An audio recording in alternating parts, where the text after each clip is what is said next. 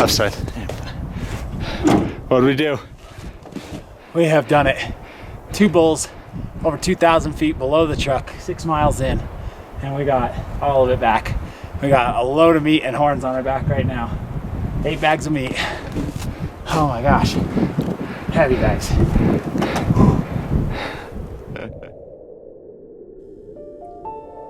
One of the things I'm most grateful for in my life are the men who have come before me in making hunting videos. As a young boy, I remember being 7, 8, 9 years old and watching the Primos hunting videos right when they first started coming out. And I remember just the excitement and the joy when I would put that DVD in and I would get to watch as Will and his friends are climbing the mountains in Colorado. They're face to face with screaming elk. They're sweating, they're pumped, they're excited. And those videos, just getting to see that snapshot of a world that was out there for the taking, planted a dream in me as a young boy. It inspired me. It made me determined to see it come to reality. I wanted to one day walk the ridges that Will was walking. I wanted to see with my own eyes those mountain tops and those 6-point bulls. I wanted to hear with my own ears them screaming right in my face. And it was those days, those hours watching those videos with Will standing on the side of a mountain in Colorado saying, "The Rockies are the marrow of the world," that inspired me to go the distance and go to Colorado. It inspired me to be a hunter. It inspired me to chase after my dreams, just like they chased after theirs.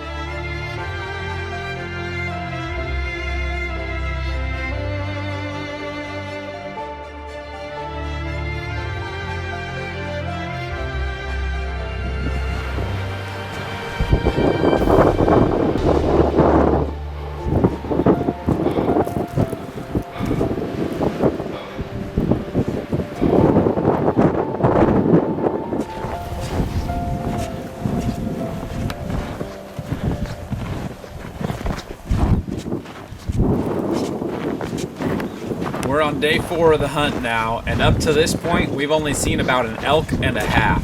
So we have totally flipped the script on our plan, and we have gone up into the nastiest stuff we could find on the map, and the stuff that we thought that nobody else would ever go into. And as soon as we got to the top of this ridge, the whole trip turned around.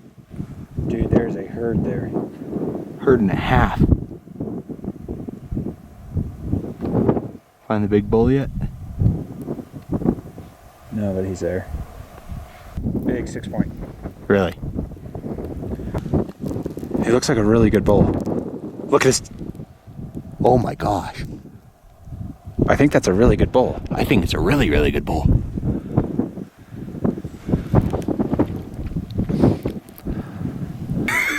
Oh, thank you, Jesus. I told you, go to the most inaccessible spot. You can see tons of ground. We go kill him. That's a really good bull. See his main beam tipping way up there? Yeah. Those elk are right down there.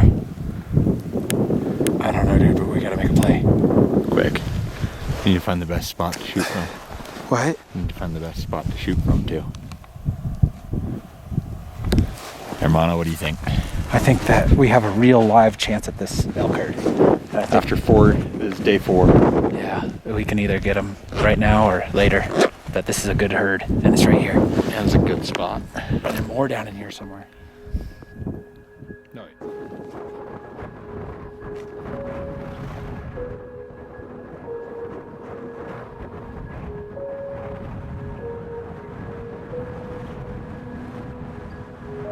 I read a quote from another hunter a couple of years ago that really penetrated my soul. He said this, he said, "It's funny how I've forgotten thousands of my days as if I never lived them. But I remember every day in the mountains with my dad. The sights and smells and sounds and the things that we said to each other." It's a fascinating truth that when life is really lived, it is well remembered. And those days where it was just mundane and we didn't really do anything, where we didn't step out, where we didn't challenge ourselves, where we took the path of least resistance, those days are relegated to memoryless days, like they never happened. But these are the days that we remember. These are the days that we live and breathe for. These are the days that we pursue, that we try to plan, that we want to be a part of, because we know that on these days we feel most alive. And that's really what everybody wants, isn't it? They want to live, they want to feel alive, they want the excitement of the hunt, the thrill of the hunt, the exhilaration, the memories that come from it, because life is what we're all after, it's what we desire. So don't let your days slip away from you. Don't let your life slip away from you. Live a life that you remember every day.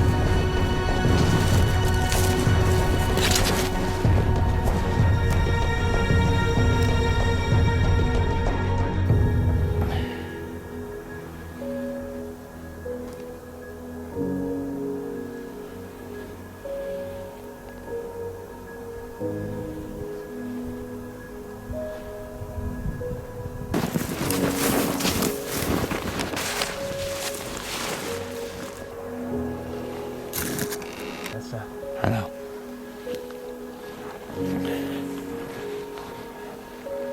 Man, if he takes another step forward, you got a clear window.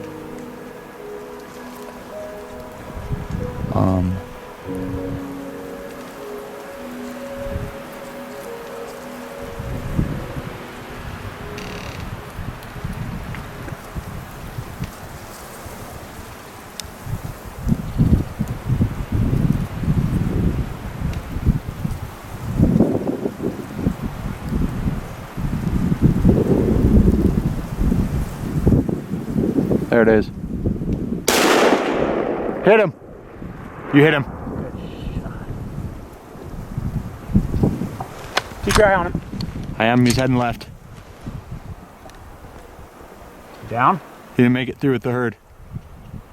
He didn't go through with the herd. He didn't go through with the herd. Thank you, Lord Jesus. Keep your eye on him. I'm looking. They're all looking back. Oh, what bull's that? Is that the 5x5? Dude, you should shoot that bull. He's heavy and huge. Then the switch. Switch. Here. This other bull came out of nowhere, so we decided to switch places on the gun and see if we could pull off exactly what we were hoping for, and that was a double header. I can't find him. No. There he is. Where? Is that him walking into the middle of the herd?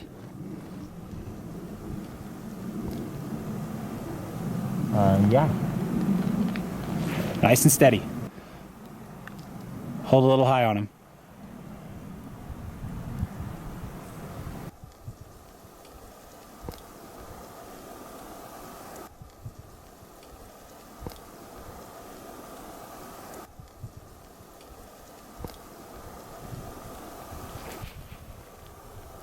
Ready? Yeah.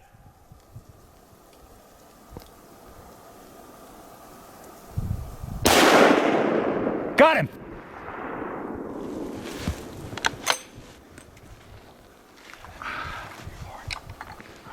He's at the top of the herd.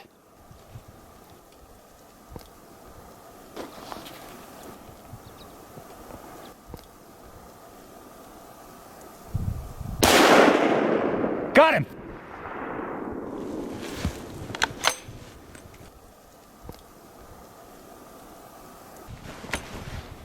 Going uphill. Hold on.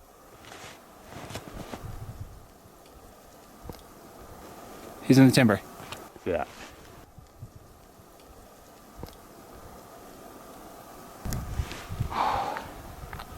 Okay, we got 2 bells dead.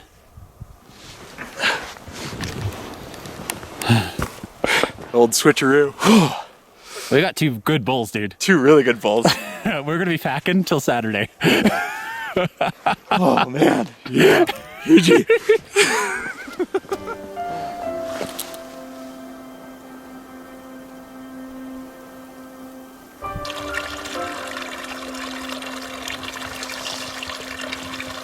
That's good. Oh, the Lord is so good. Up here in this creation, Colorado, we just killed 2 amazing bulls. They're just totally blessed. Man, life is so much different when you understand the fact that this life isn't all there is. You know, the whole theme behind Ecclesiastes, this book that the wisest man in the world ever wrote, his name was Solomon, was that we are to enjoy this life, but not to live for it. It changes your perspective. If this life is all you got, and you're just living for it, you're trying to get every inch and drop out of this thing, man, it becomes miserable because then you have letdowns and you're just depressed. But when you're just enjoying the life that God has given you, and you know that this is just the first 75 years of eternity, it changes your perspective, man. And all of a sudden these sights become more beautiful. The bad days become enjoyable because you look around and you see everything that's praiseworthy. You see these amazing 14,000 foot peaks, beautiful snowfall, big muleys, elk all over. You got health, you're hiking. There's always so much to be thankful for. And that's, man, when you start just enjoying this life and not living for it, you start actually living life. And I hope whoever's listening to this can hear that. Enjoy this life, and that's when you'll start living it.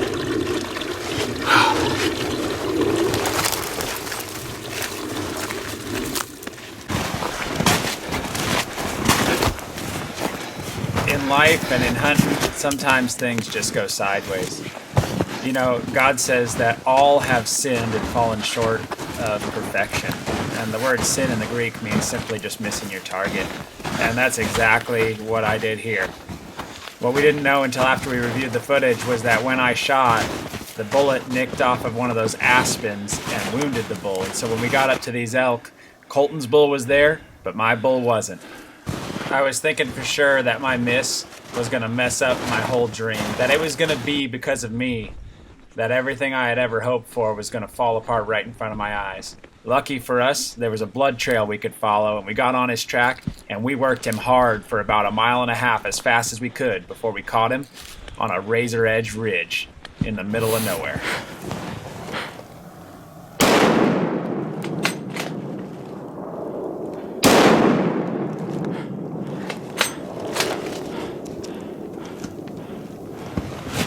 He's down. He's down. Save that bullet. Save that bullet. Oh my God.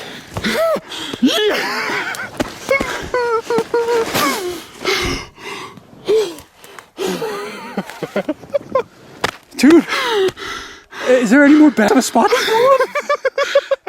Got both shots on video. Oh my God. Oh, that was brutal. That was a savage rundown. Oh my gosh. He was hurting. Dude, we stuck with him. Whew, I told you I wasn't going to let you give up on him. Oh my God. Well, we've been hunting in Colorado here for 4 days, and we saw an elk and a half for the first 3 days of hunting. And it was getting really discouraging. And last night we jumped on BaseMap after we were just done. And we were like, you know what? We got to recalibrate. We got to get a new strategy. And Colton was like figuring out where these roads were and getting up on the very top, the highest point that we could possibly find so we could see everything. And we told ourselves, if we don't see an elk there, then we're just done.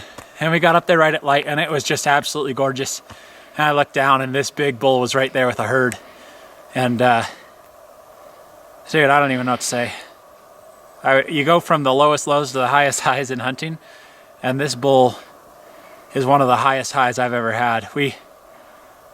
I hit him poor. I don't know what happened. I thought it was a good shot. He lunged. It looked good, but we got on his track and we just tracked and tracked and tracked. And we came out on this rocky ridge. And my goodness, he stood up right in front of us. And it was savage, man. It was a brutal deal, but amazing. It's hunts like this that you will remember and tell stories of for a lifetime. And I could not be happier. It's the first time my brother and I have hunted together in 4 years. And man, I'm gonna get emotional. Yeah, this bull means a lot to me.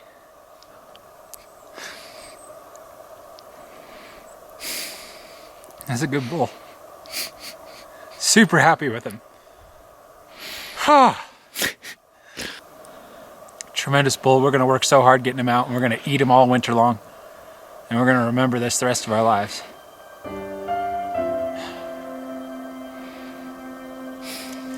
Amen, brother.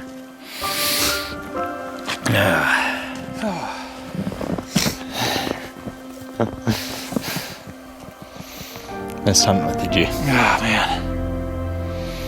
Been way too long. That's what it's all about right there. When's the last time you guided a client like me? This guy made me hike down 2,500 feet in elevation to go kill elk. Got another one to pack out still. Hold on. That's a cool angle right there. Holy mackerel.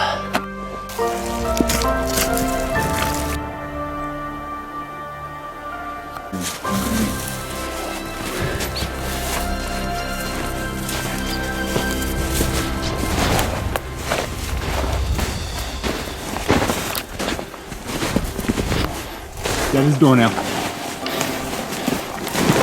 Woo! Yeah! Nice bull, dude. Oh, whoa. Is he a 6? He's a good bull. No, he's 5. Just a big 5. I knew he was big. Man, heavy horn 5. Cleaned his clock.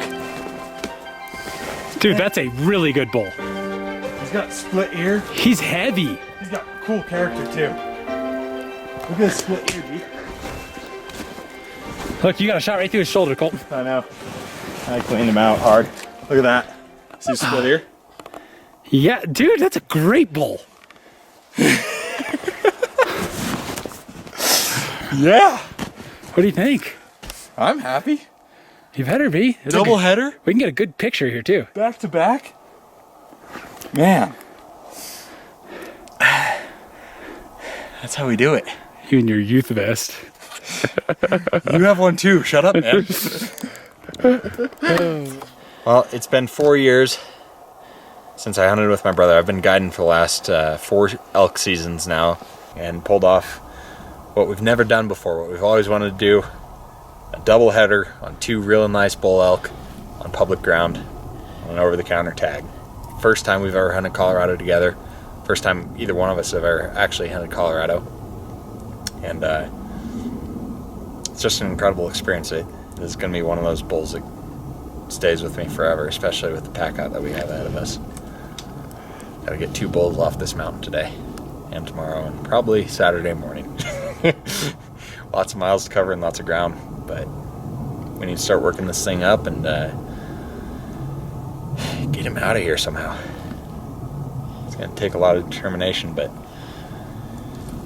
that's where passion comes in over anything else.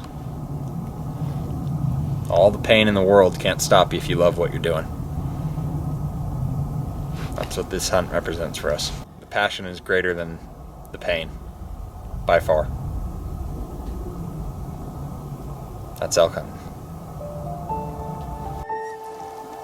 One big thing that you learn over the years of elk hunting is that really elk hunting has very little to do with the killing of the elk itself, and has everything to do with the rest of the experience. From planning the trip to going on the trip to the hiking to the glassing to the stalking. The kill is in there, but then you have the working up of the animal and the sweet moments and the sweet memories all along the way, like freezing your butt off and building fires and cooking meat over the fire, and the conversations you have with your brother or your friends. Hunting is a very special way of life.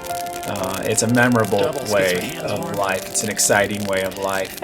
And For me, I wouldn't have it any other way. This trip to Colorado was more than I could have ever dreamed when I was a young boy, because watching Will Primos, I saw the hunting of the elk and the elk themselves, but what I never saw and what I could have never imagined was the rest that comes along with the experience. Looks so good. And that's what truly makes it rich. That's what makes this a dream worth chasing. That's what makes this a life worth living. yeah, that's gonna be really good. This is what it's all about right here. This is the experience of a lifetime. Hunting hard and just surviving on the land. I love it. Zaga loves it. Love it. Oh my gosh, dude. Fresh back strap. Nothing better. Nothing better. Look at that medium well. Oh my gosh. Medium rare. Yeah, let's take a bite and see how it is. Look at that, brother. Take a bite.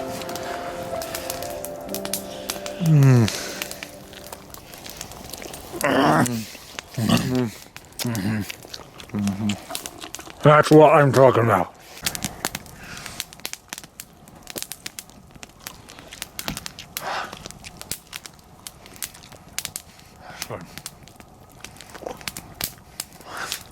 What a savage day, dude. Savage. Straight off the bull.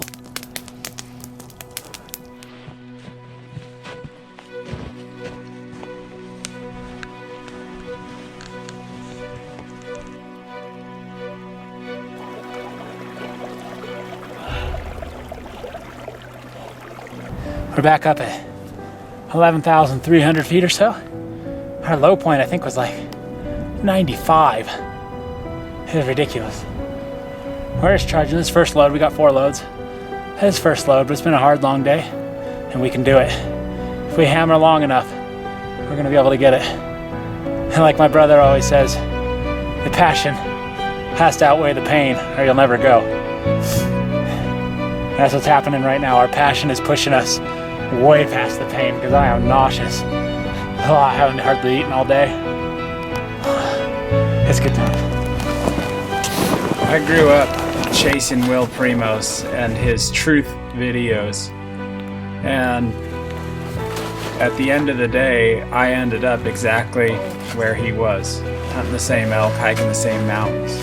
And there's this reality, there's this truth that who we chase and what we chase really determines our destination.